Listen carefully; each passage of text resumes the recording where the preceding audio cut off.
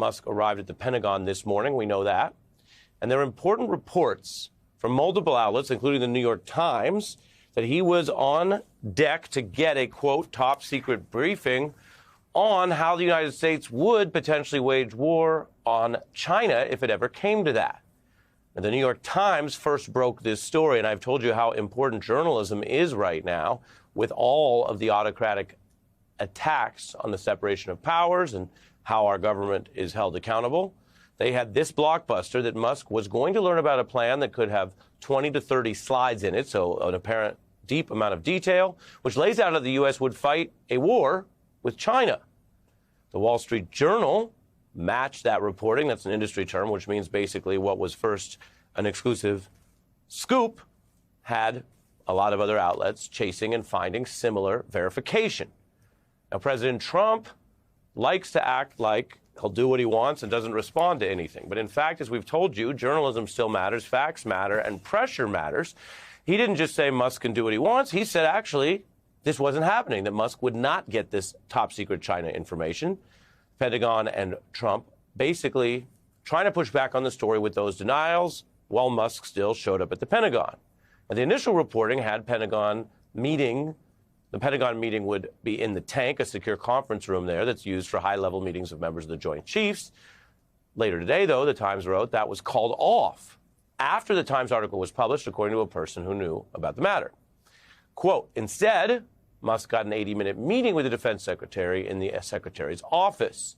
And then you have the Pentagon, which was on defense over this, releasing this footage. And as you may know, the Pentagon doesn't make a practice of releasing a ton of different stuff. This would seem to be posted on X, which, of course, by the way, is a platform that man Musk owns, an effort to clean up what the New York Times had uncovered. Now, top Democratic senators are using their powers to demand more detail and answers from the Pentagon, including what was discussed in this meeting, which now apparently occurred, and whether, despite the denials, Musk got any top secret information. This is a huge story because it underscores what we've told you about, what we've shown you, and what Musk has now been caught lying about, that he has so many conflicts of interest and that he won't recuse from them. He's been caught not recusing. He has multi-billion-dollar contracts with the Pentagon. He has considerable financial interest in China. There's a major Tesla factory there. Back in 2019, he was showing off his cars at Beijing's leadership compound. If that echoes for the Trump administration, it would be an example of how Elon Musk operates. People who are from other countries may engage in our civic politics legally here in the United States, but he is, at the end of the day, a foreign-born billionaire who works with other countries and has had success working with autocrats to promote his products.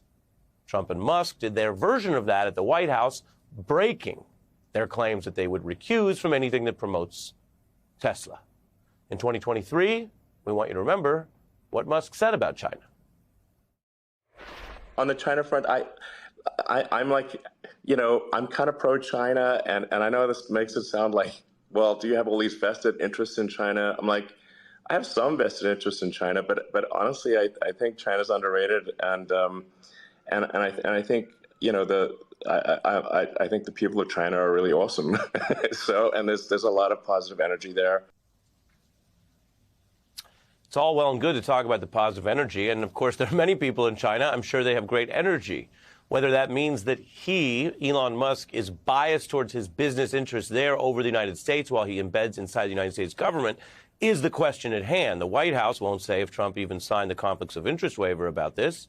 And here was Trump today discussing the meeting. You guys are denying this New York Times report that Elon Musk was going to be shown a 20 to 30 page presentation about a theoretical war plan against China. Why not just show it to Elon? But I certainly wouldn't want, Elon has businesses in China, and he would be susceptible perhaps to that. But it was such a fake story. What you hear there is an actual reference to the problem. Fact check, true.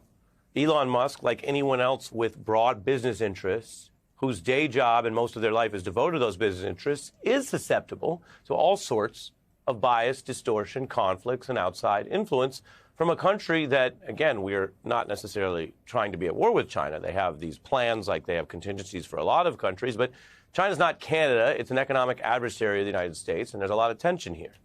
And Elon Musk stands astride both governments enriching himself.